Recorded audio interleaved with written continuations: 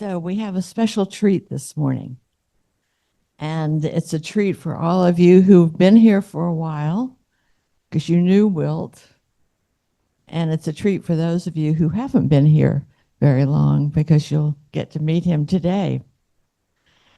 What I'd like to do right before we go into the program is to talk about legacy and how it relates to this course. When you think about legacy, what do you usually think of? The one word. Financial. That's how it's usually thought of. But it's also thought of as a social and humanitarian thing for your family, for your friends. Like Wilt this morning is now giving all of us here a treat. His legacy is treating us. So when you think about whether you'd like to do an adventure in living, think about that.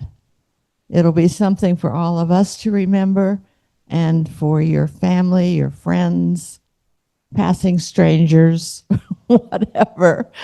So think about that. And last week I had several people come up to say, oh, I'd like to do an adventure in living, but I've been so boring. And I'm like, no, you aren't. No, you aren't. Anyway, we would love to have you do an adventure in living and add to your legacy. This morning we have a special treat, as I said. This is one of our memory lane presentations. And Dick and I, Dick who's in the back right now, and you know he's so important for this course, Dick and I went through several of the old adventures and decided that Wilt's was really super. And as Donna, his wife, who was sitting right up here, said to me, his presentation will speak for itself. And I agree. I was privileged to live right across the street from Donna and Wilt for several years. And I always got a really warm feeling when I saw him. He would always wave or smile, and I just felt so much better that whole day. And I think those of you who knew him probably felt the same way. He also helped decorate the Christmas tree. Not because he was a great decorator, although he wasn't bad, but he was tall, and the rest of us were shrinking around the bottom of the tree, and he could really get up and do the next layer, so that was good. Excuse me. The other thing I remember about Wilt was that he and Norm Cooney decided that the members here should really have a say in the wines that we sell and consume in the Gator Lounge. So Norman, Wilt got together, decided so many people would want to come to the wine tastings to make these decisions that they really had to have like a lottery. So we put our names in a bucket or something, and they pulled out the names. I was so excited because my name was pulled out. So it was like a Tuesday afternoon or something, at 2 o'clock, I think. And there were 12 of us. We went there to their house, beautiful home, and we started tasting wine.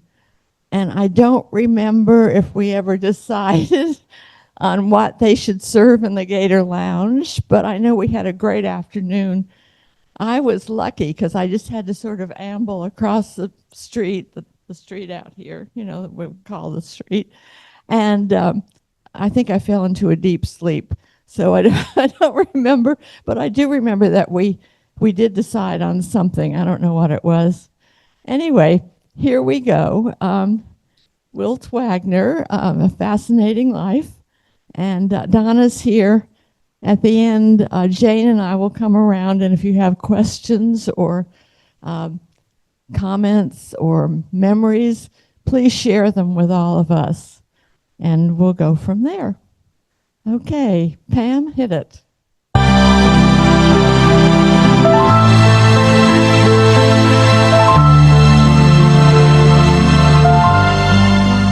Okay, what I want to do is kind of 3 segments. I want to give an overview of our life, the milestones, and what's happened to us over the years, and then talk a little bit about my career and how all that happened, and then talk about some organizations that Don and I have been associated with outside of work that have influenced us and we think have helped them, but got some interesting insights into some of those groups. And then last but not least, we'll do a little fun thing with my grandkids and what they're up to in sports, which is fun. So let me get started. I got a lot of ground to cover, so if you have any questions, more than willing to try to answer them, but hold them till the end because it's a lot of stuff I got to go through. So let me get going.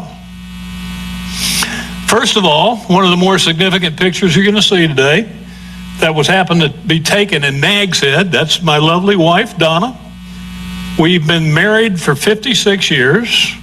We dated and were engaged for 6 years prior to that. That's 62 years. The love of my life, great partner, and we are truly a team. So that's the way we operate.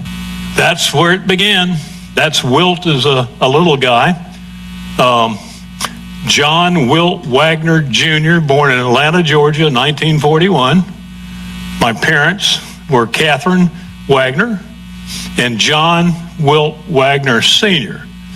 He went by John, I went by Wilt. That's how I got that middle name tag. Unfortunately, they separated after a few years of marriage. I was an only child. And then childhood became a very interesting experience for me. My stepdads and mom moved me to several locations. We started in Atlanta, went to Indiana, we went to Ohio, back to Georgia, and then finally in Daytona Beach, Florida, where my favorite grandmother lived. Some of the experiences I remember from childhood, these are strange, but I think maybe they'll ring a bell with some of you. One of my stepdads had a milk route in Indiana or Ohio, can't remember the location, and he'd get up at 3:30 in the morning and deliver milk, fresh milk, to homes before breakfast, pick up the empties. You guys remember that? Yeah, okay, well, that's what he did. And he'd take me with him occasionally, and what an experience for a young guy. I mean, I really just loved it. I remember that. The other experience I will never forget is in one of our locations, we had an outhouse. And this was, and then through the winter, I will never forget the experience of having to go to the bathroom in December or January in an outhouse. It's a challenge. And I also remember the honey wagons. Does that ring a bell to anybody? Okay. Yeah, I remember when the honey wagons would come around to help empty those things. Maybe 2 unusual experiences to remember from childhood, but that's what I remember. In Florida, in Daytona Beach, where we finally wound up, sports were always important to me, and I played football and basketball at Seabreeze Junior High School. My stepdad and mom wanted a better life, so they went out looking for jobs and a house and a better way of living. I stayed with my grandmother in Daytona for 2 years, lived with her, and all of that had a major impact on me growing up. But eventually they found Cape Canaveral and the space industry. That, by the way, was taken from a condo we currently own in Cocoa. That's right off our back porch. But the space industry drew them in, and good jobs, and so they got employment, got a house, and then I moved to Cocoa, Florida from Daytona. And that was in 1956. Played sports, still love sports, love them to this day. Played football. There's old 21. He played tight end and tackle. And The star doesn't mean he was the star of the team. It's just so you can see me, okay? Basketball, which is my favorite sport. It always was. I played center for the basketball team. And this one's going to take a teeny bit of explanation. That's me high jumping. But let me back up just for a second. If you played football and basketball at Cocoa High School, you had to play a sport in the spring. I hated baseball. Didn't want any part of it. At that time, I didn't play golf or tennis or anything else. So my coach said, well, great, you're on the track team. That's the way it goes.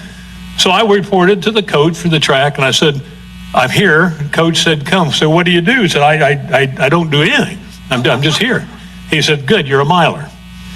So I ran the mile in one event, and I happened to look out and I hated it, and I happened to look out in the infield, and I saw guys jumping over bars and throwing a shot put. So I asked him, I said, if I got good at those, could I do that, and would that count? And he said, yeah, we need them. So I did. I learned how to high jump, and I learned how to throw the shot put. What I did, I developed my own unique style of jumping. I'm going over the bar with my back to the bar. Today, if you're a track star, that's called the Fosbury flop. That was invented by a guy who could jump 8 feet. I jumped 6, so there's a little bit of difference. But that was my unique style of high jumping. I lettered all 3 years in all 3 sports and loved it, just loved it. Then the significant event in my life came when I met Donna Price. She was on the cheerleading squad. She was co-captain of the team. And that was the beginning. After high school in 1959, off to Gainesville. We're now going to be Gators.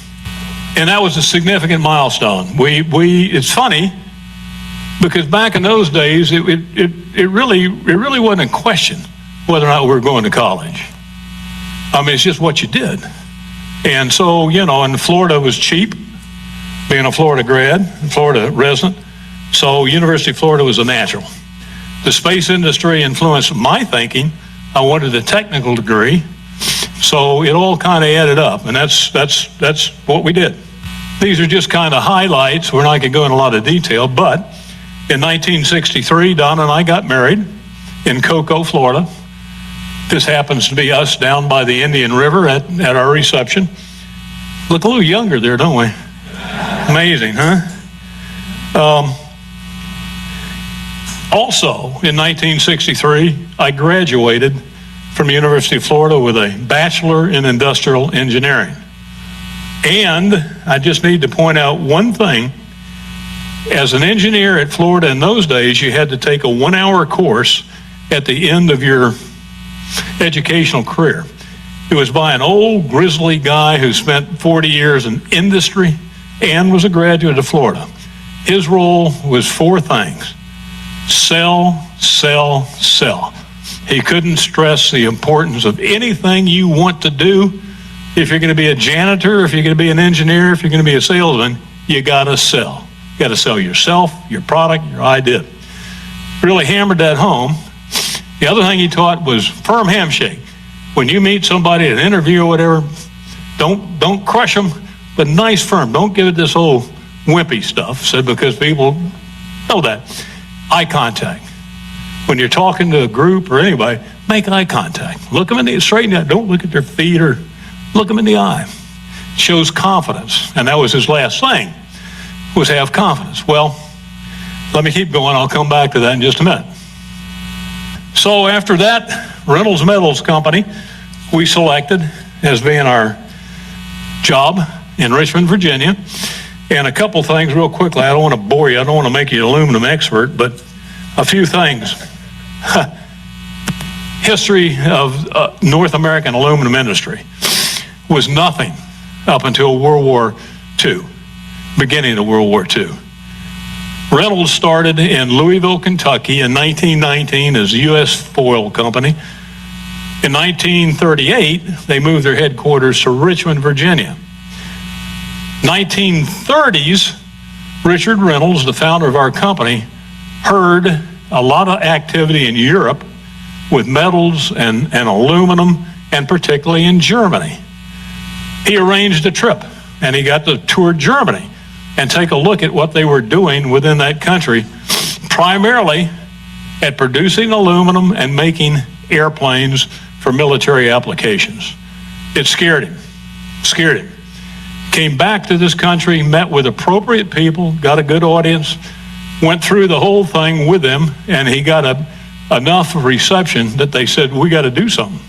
We've got to develop this industry so we too can have a defensive posture, at least with our aircraft industry. And aluminum was the only way to go. So what Uncle Sam did, they said, we're going to hire Reynolds and we're going to hire Alcoa. And you're going to manage our startup into the aluminum business. They selected Alcoa, Tennessee to build a plant, and they picked Lister Hill, Alabama, which is Florence, Alabama, to most of us, to be the locations. Reynolds had Lister Hill, Alcoa had Alcoa, Tennessee. And we did. That's how we got started. Now, after the war, things got exciting. U.S. government did not want to be in the aluminum business, so they sold Reynolds, the Lister Hill plant. They sold Alcoa, the Alcoa, Tennessee plant, and now we're in business. Only one major problem. There was no market. The war's over. All of the production that went to military applications, there is none. Automobiles were not using much aluminum. The aluminum can had not come along yet. Oops, what did I do? I'm falling apart. I see what I did. Bear with me. And a few other applications, like Reynolds wrap, was non-existent back in those days. And but Alcoa and Reynolds went to work rapidly to try to develop some markets. In 1947, we developed Reynolds wrap and put that on the market. Major boon. Later in the 60s, we developed the aluminum can, and many other products have followed, but I'll talk about one of them in a little bit. But it's fascinating. That's how we started. So Alcoa and Reynolds separated, went their own ways, developed these markets, and now in a minute you'll see how that all wound up.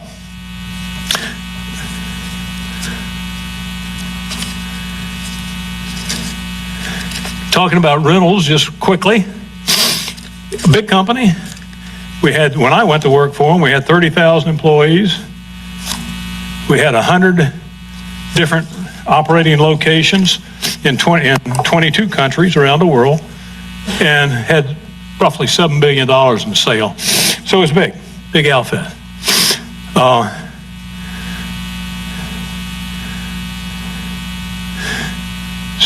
So that sort of set the stage of what I marched into.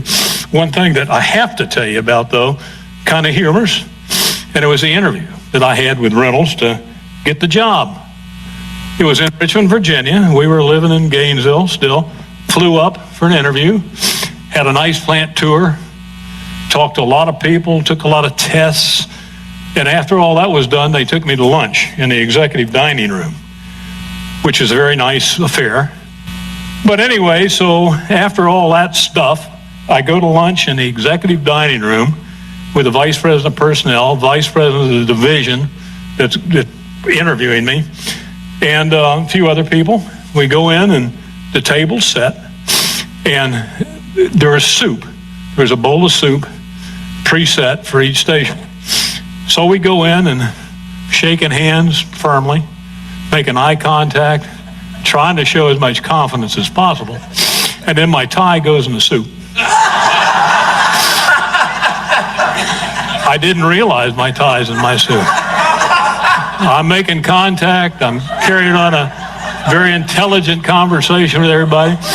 The guy that eventually hired me, out of the corner of my eye, I seemed just about ready to crack up. And then all of a sudden I put a spoon in and I say, oh, Jesus. I take my tie out, I flicked it a couple of times, got the napkin, eye contact. Wipe the tie off, put it in the lap, and keep going. Well, after all that was done and gone, I come back to Gainesville, Not that night, but the next night, the guy that hired me called and said, you got the job. He said, let me tell you, you did well in the testing, the interviews and all that. He said, but I don't care if you did or you didn't. The way you handle that damn tie, I had to hire you. So you never know. You never know, do you? So that's how I got started. In 1967, obviously this isn't a baby picture, but our son, Duffy, on the left, not the right, came along, and this happens to be the golf tournament we won in Cocoa. Great kid, loved being with. Then, in 1966, I got a Master's of Commerce degree from the University of Richmond. And then in 1971, along comes Cameron, our daughter. Obviously, this is at her wedding.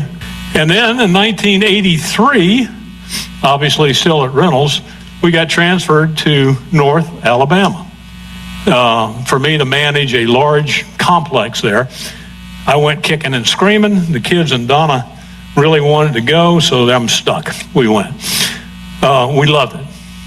We loved North Alabama. It's right in the Tennessee River, almost in Mississippi, almost in Tennessee.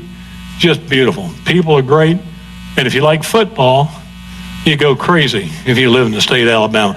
So anyway, we thoroughly enjoyed that stay. Both of our kids, by the way, went to the University of Alabama and graduated. My son is an industrial engineer, and my daughter in theater at that time. He went on to Vanderbilt and got his master's degree. So Alabama became a significant part of our life. In, I guess, 1987, maybe? Yeah, okay. Donna went back to school at the University of North Alabama at the ripe old age in her 40s and graduated with a degree in social work and magna cum laude. So that was a significant milestone in her life and ours as well. Then in 1988, kicking and screaming, we got transferred back to Richmond. Time to move into the overhead for Wilt. And we moved into a beautiful home that we built in Richmond, which was our dream house at the time. And that's where we lived in Richmond until the end of our career. And then in 1977, I retired from Reynolds Metals Company. And this is a letter from the board, the chairman of the board, just saying thanks, did a good job, and have a good life after Reynolds. 1998, back to Cocoa. Donna's mom had a stroke. We wanted to come down and be sure she was being taken care of properly.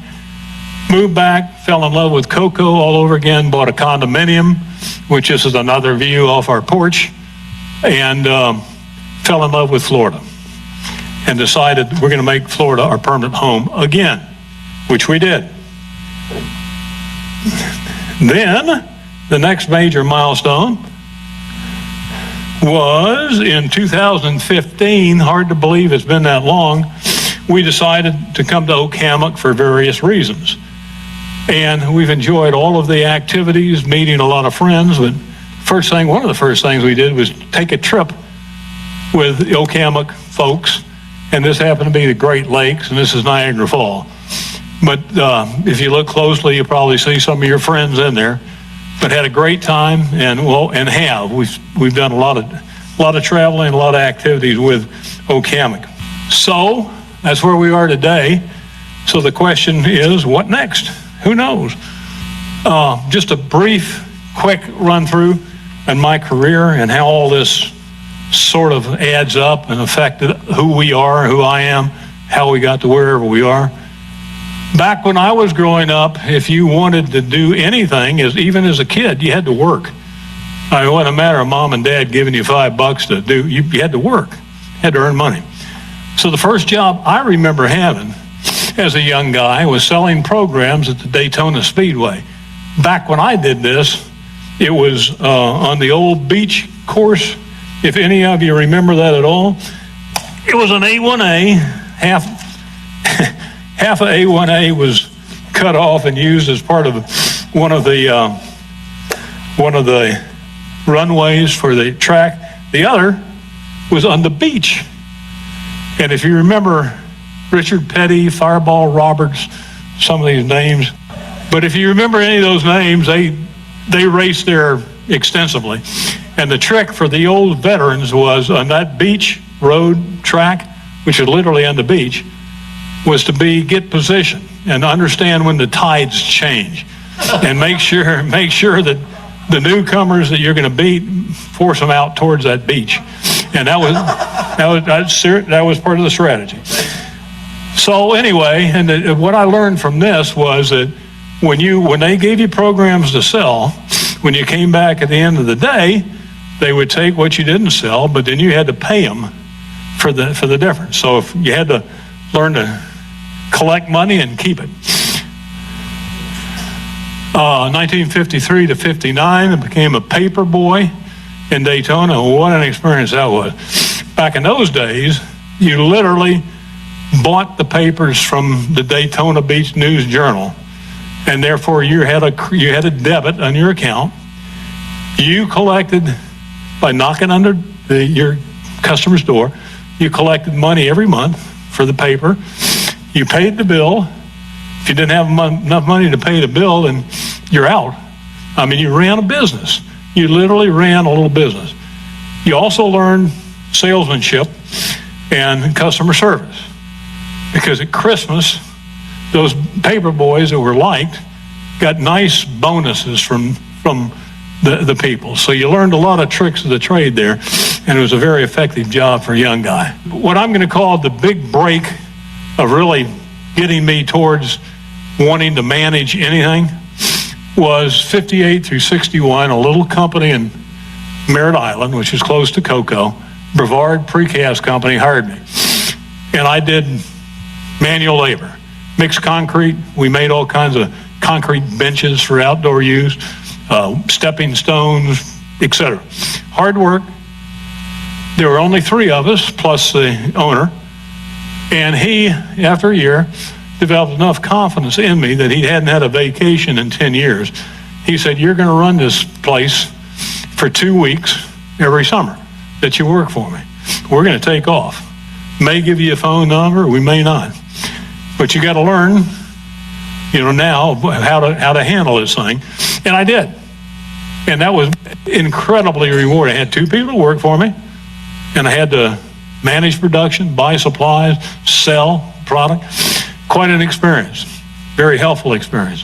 1962 to 63, I worked for Pan American as an IE trainee. What an experience. I helped manage implementing a preventative maintenance program for all the downrange tracking stations, which was quite an honor and experience for me. And also, while at Florida, I worked in the library. What a boring job. But I could get all my homework done, and I learned how to sleep sitting up, so if somebody came in, it would wake me up, and I could, what a boring job. But it provided a little money. And then 1964 to 1997 was Reynolds Metals Company. Just real quick, I don't want to totally bore you, but I'll go through quickly what my career was like. Number one, to go from an industrial engineer trainee in Richmond, Virginia, to on a board of directors, there are a lot of steps in between. Takes a lot of work, a lot of stuff. So I started out as an industrial engineer, held various engineering positions and operations stuff in the division I was in. By the way, this article comes out of what we call Reynolds Review. It was when I was getting ready to retire, and they ran this in recognition. This was a big major step. I managed a large printing plant. That plant printed, as among many, many other things, the cartons for Reynolds Wrap. This is foil laminated to paper board. But we did all kinds of plastic and everything you can imagine in the flexible packaging into the business. Then I went into overhead. I did some business manager, staff operations, and that sort of thing for a while. Necessary step. And then I wound up in recycling and reclamation. Recycling is what it says. That was our aluminum can program of picking up used cans. The reclamation side is when you melt those cans and figure out what to do with the metal. Then in 1983 is when we went to Alloys, to Alabama, to manage a rather large, troubled complex, which was quite an experience, as I mentioned to you earlier. And then we moved up back to Richmond at some point in time, and I started running the reclamation part of the business. Then I was promoted to being in charge of all operations for one of the bigger divisions in the company. 1990, I was elected as a corporate vice president. 92 to 93, I was kicked up a little further, executive vice president, where I had a lot of different divisions that now reported to me. And in 1993, 96, they just added more, into what I had. At this point in time, the way it worked, Randy Reynolds, who is one of the sons of the founder, and me, we split the company in half. I had half the operations, he had the other half. And then in 90, 96, I was named as vice chairman of the company, an executive officer, and a member of the board of directors. So it's kind of interesting looking back, starting with that tie in the soup, to on the board of directors. It was a great career and interesting. A couple of incidents while in the Reynolds network that are noteworthy. President Reagan made a policy speech on manufacturing in America, tariffs, being competitive worldwide, and competitiveness. And he wanted to grow the manufacturing base in America. He picked Reynolds because we had a pretty good reputation of being productive, safe, well-paying, all of those things. So he did. He selected us as being where he was going to make this speech. I was selected to be one of the participants and make comments to him related to manufacturing in Reynolds, which is, this happens to be in the lobby of our headquarters. And this is just another view of him coming in. By the way, fascinating guy, fun guy. If you don't feel at ease around Ronald Reagan, you're not going to feel at ease around anybody. I mean, he knows how to win you. And we sat for probably 45 minutes before the presentations and just chit-chatted with him. Anything was free game. But the way he handled us, I mean, it won our hearts and souls. He was quite a guy. On that visit, just a couple things that are interesting to me. But since I was going to be on the program, I had to come to Richmond early. We lived in Alabama then. And we had to meet with 10 Secret Service employees, men and women, young, talented, mostly lawyers, aggressive, smart. And what these people did with technical backup, they took lasers. They went to every rooftop around Reynolds and shot lasers looking for a place where somebody could get a bead in the president, shoot him. And therefore they were trying to figure out the exact best location for him to be safe. And they also did something that I found fascinating. They checked the best place for him to come into our headquarters building and how to get to an elevator. Their criteria was the elevator had to be big enough to hold president and 10 Secret Service people. Why? Well, we're bullet absorbers. So we stand there with our vests on in front of the door, and when it opens, he said, believe it or not, that is a major assassination point, is when people change floors or death. So he said that was our role in that elevator, be sure we were there with bulletproof vests. But it was incredibly smooth. The last part, Reagan came from Washington in a helicopter. They had 4 helicopters, and the idea was to make it confusing for anybody that wanted to do damage to know which one he was on. And they, at random, landed on our lawn, which had plenty of room to do that. And then he came in and we did our thing. Fascinating process. I mean, it was something to live through. Another thing that happened during my tenure, and this went back to the Alloys plant, the Alabama experience. In 1988, 87, Reynolds decided to have a major board meeting at the plant I ran in Alabama. So it was a big deal. Flew them all in, had meetings and presentations, and tried to sell them on how great we were. And then we had lunch. Served them a turkey salad, I think it was. Turkey salad and some other stuff. Happened to be 2 batches of turkey salad. One was made the night before, the other happened to be made that day. So anyway, all that went well, and finally got them the hell out of there and, fly, go. Don and I were taking vacation as soon as this meeting was over. We went to Huntsville to catch a plane to go to Hawaii. On the way to Huntsville, I couldn't drive. She had to drive. I was so sick.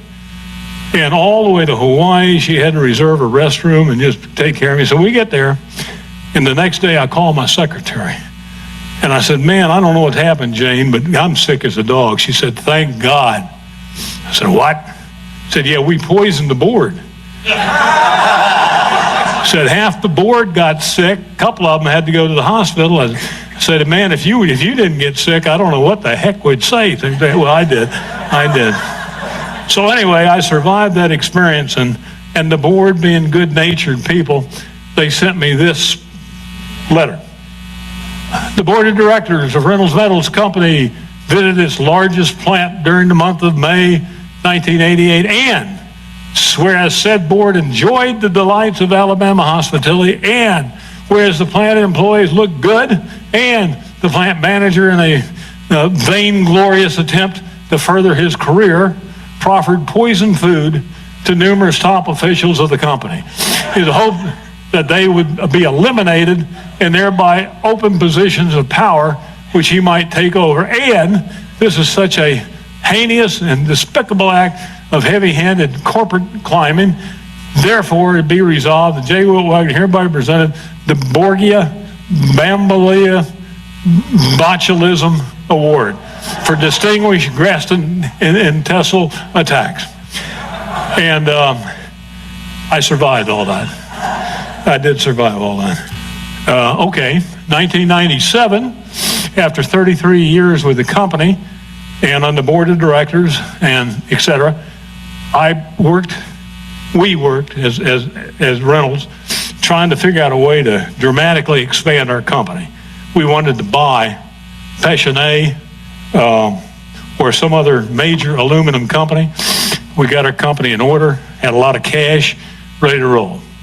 Alcoa came in and made an offer to buy us that when we looked at their numbers and looked at our potential, we said, take it, sold. And part of my job, final job, was working with Alcoa to negotiate the final deal and to work on a transition plan to make this thing successful. And what's interesting about this, and it happened, Alcoa finally took over Reynolds. If you remember the history thing I told you about, Alcoa and Reynolds, in essence, were partners in starting up the aluminum industry in North America. We separated, went our own way, and lo and behold, back together again at the end, which I find is kind of ironic and interesting. One last career thing, I mentioned it briefly. It's a little company called Service Center Metal in Richmond, Virginia. 3 employees that worked for me at Reynolds decided they wanted to branch out and start a company of their own. So after I had retired, they decided to do this. They approached me to be on their board and give them a little money to get this thing started. I did, reluctantly. I kissed the check goodbye. So I said, I don't believe in the product that you're going after, but God bless you, I love you as people. And they took off. Well, 17 years later, last Friday, they were bought out and did very well. They did very well. So now I'm retired again, which is sort of sad in a way. It was fun keeping your finger in that pot. But I just want to mention, if you want to, Harvard will have them as part of one of their study programs.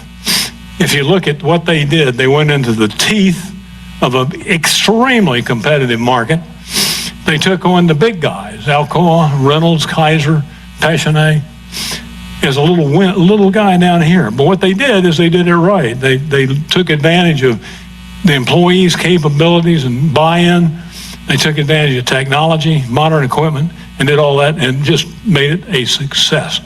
So it's a eye-opener to me that they could really pull that off. But they did.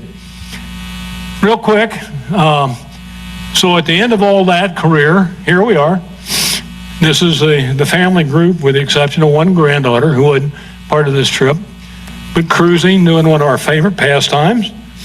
And not to bore you, but a lot of charities that we worked with that had made a significant impact on us, and we hope in them. United Way of Richmond, Donna with her social work degree worked for United Way in Richmond. A company called Tallheimers, who is a major department store in Richmond, folded, went bankrupt, and had a lot of employees who were laid off. He, Mr. Tallheimers, created a substantial monetary fund to help employees who were struggling to figure out how to go forward. Donna was elected by United Way to handle it, handle the money, handle the distribution, and she found that a very rewarding experience trying to figure out how to help these people. An example of a good company. Tallheimers did it right. We worked, both of us, for the Scouts program, both as Scout leaders, Scout masters, division stuff. Spent a lot of time with them. Aluminum Association was a major part of my life, and I'd just like to comment on two products and how the Aluminum Association helped and my involvement. Aluminum can. It started late in life and grew rapidly. Today it's 65 billion cans a year. And what's interesting, when you look at this little old aluminum can, let me just point out a couple quick things to you. This obviously, it started with a sheet of aluminum, and then it was formed out of that sheet into this configuration. Nothing left to chance. Everything has got a purpose. The rim down here is done this way to give strength. The top of this thing is two different alloys. One alloy in the very top is because it's soft and you can open the tab, and then on the very top, a tab, which in this case stays on. In the early days, it didn't, if you remember. So this is another innovation to help the environment. And if you notice in this, there's a little curved structure here. The reason for that is to use less aluminum in the can, to be able to narrow down the top and spin it. Now, the other interesting thing to me, this thing is printed at 2,000 cans a minute. Now, that's just to show you how technology has come along and so forth. But also the recycling program, Reynolds started recycling in Miami, Florida, and didn't know what to do with the cans. They had no real plan of how this thing was going to evolve, and it turned out to be hugely successful. The reason they did it was twofold. They wanted a cheap source of aluminum to remake cans, and they were smart. They saw the green movement coming, recycling, don't let these things wind up in a garbage pile and so forth. So they wanted to come up with a way to keep them off the street. Today, 68% of all cans are recycled, and probably more, because a lot of cans in undeveloped areas wind up as shingles on houses and everywhere else. So it's a very high recycling rate, and it's very profitable for consumers, cities. If you look at the numbers in the Sun, they showed various revenue streams for paper, cardboard, glass, steel, aluminum. This one is the only money-making stream. Paper and everything else, you got to subsidize it. And in the city of Richmond, glass, or city of Gainesville, glass, they actually pay to have it processed somewhere else in landfill, in most part. So, you know, it turned out to be a winner for us. And just real quickly, though, the recycling process is a little, I'm not going to bore you with it, but I hope not. But you buy a can, and now you got to do something with it. Back in the old days, that can would have lead. We bought them by the pound. Had lead and all tobacco juice, all kinds of crap in it. So you had to figure out how to get this thing in some form eventually where it can go into a furnace and be remelted without blowing up the whole place. So we decided to shred it, get rid of the paint, use the heat that's generated by trying to burn off the paint, put it back into your furnace, and recycle it, and take it right back and make more cans. The alloy is such that you can do that. You have to do very little modifying to make recycled cans back into the product. Automotive, when I went to work for Reynolds, there's about 10 pounds of aluminum in an automobile. Today, it's 450 pounds per car and growing. Several things that made that happen. Recycling was one, but the major reason was CAFE, fuel economy. Had to make it light and safe. So that helped dramatically. The other thing, and this is where part of my committee work helped, was to convince the industry and the public that aluminum is a good selection. Yeah, it's softer, and it's, quote, in some cases, not as strong as steel. It's a blessing in an automobile. You want an automobile that's going to collapse. You don't want a rigid structure, because when you hit with a rigid structure, where does all that force go? It goes into your body. But if you design a car right and it collapses, then the car absorbs a lot of that energy, takes it away from people. So we did a lot of work, a lot of convincing, a lot of selling, and today it's obviously a major component of the aluminum industry. Glad to have had a part in that. Education Foundation here, we have supported this in various locations, including Cocoa, Florida, where I mentored for a while. And I know a lot of guys here mentor in Alachua County, but we've continued to support it financially, a great group. This one was sort of interesting. When we lived in Richmond, no public school had to teach economics of any variety. It was not a requirement. We had an organization called the Virginia Council on Economic Education. Our mission was to teach teachers how to teach economics. Since we didn't have any required subjects in high school, we had to teach teachers how to use history, math, any other subject they're teaching, how to integrate economic concepts into what they were doing, until eventually we won the State Board of Education's attention, and now they've got a rather substantial economics requirement in their education, as Florida does. For the same basic reason, the Florida Council did a lot of major work in that area. But that was very rewarding. I was chairman of that for several years. Shoals Chamber, I only bring that up because Shoals, this is the Alabama area, is a very interesting area. It's about 6 governments within a very small population base. And to get coordination and get people to work together and figure out how to deal with transportation, pollution, waterways, all that issue was an interesting task. And one of my jobs was to serve in this chamber to try to figure out how to bridge all the political gaps and get people to talk and figure out how to solve some of the real problems in there. That was very rewarding experience. The golf committee, I ran it for a couple of years. Last year we raised $20,000 for the benevolent fund. They've raised over $90,000 year to date, and I think Wayne Forham is going to make a pitch on Friday in the RC to support it. I'll give my pitch right now. Support it.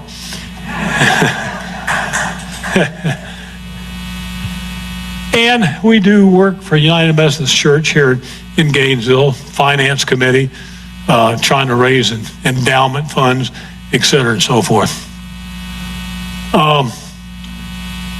To wrap it up, grandkids, sports, very important in their lives, and just a few examples of what's going on with them. This is our grandson, Connor, at the Billy Donovan camp here in Gainesville.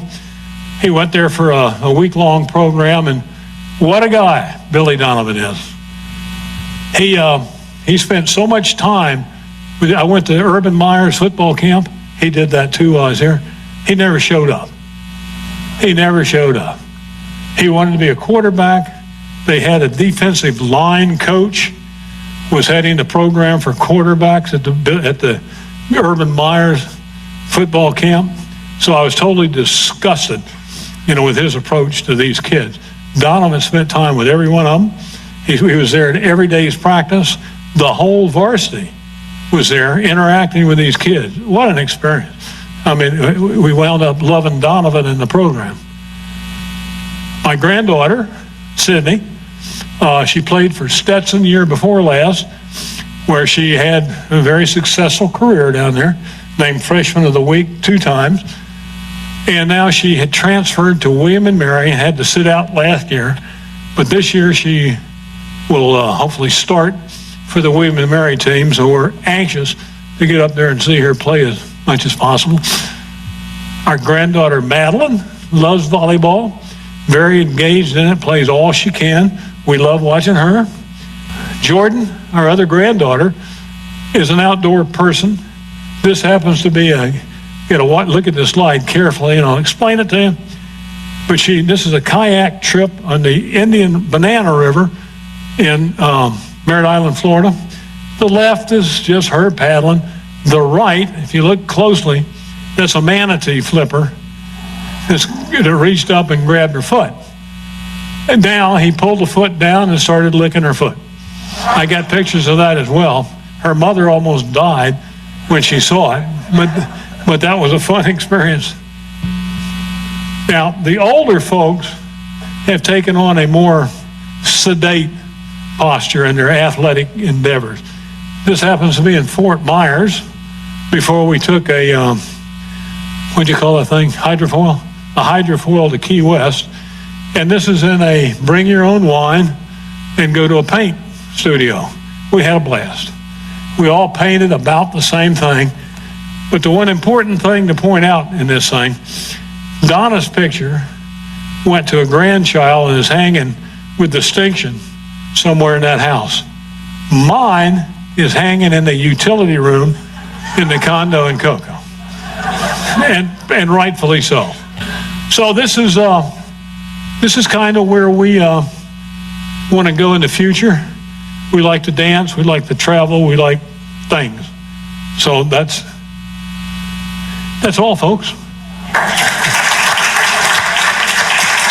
If there are any questions, I'd be happy to try to answer them.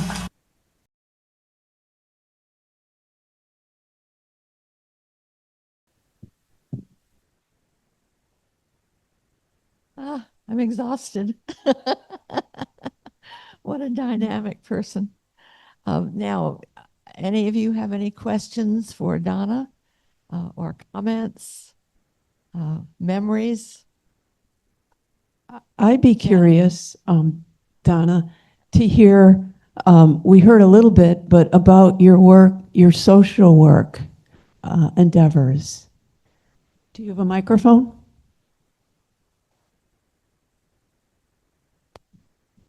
I guess the what he was alluding to was the time that I spent at United Way. That's really, once he retired, we just kind of flew the coop and did what retirees do. So that ended my career at United Way, but it was such a worthwhile experience.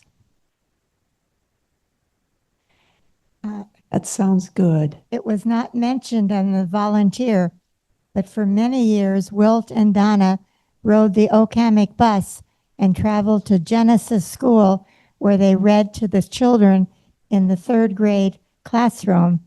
And Donna is now continuing that tradition when she goes on her own to read to a 2nd grade class at Caring and Sharing. So that interaction with the kids that were very important that they did.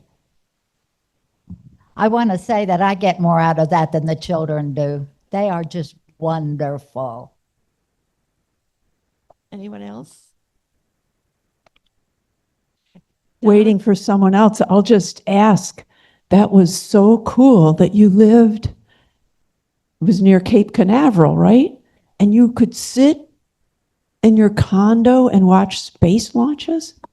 Yeah, we had the TV on at the same time, and we looked out to see. Yeah, the TV was informing us. I mean, you have a countdown. You never know if it's going to go or not. So we're watching and we're listening, and it was just amazing. It was just totally amazing. That's beautiful. Yeah. Okay, Donna has said to come on up and just talk with her and touch base. So if any of you would like to do that, come on up, and we'll see you next week. Phyllis Saarinen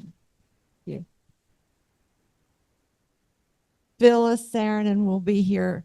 Won't be here. She'll be in Colorado, coming in on Zoom next week. So thank you all very much for being here, and come on up and say hi to Donna.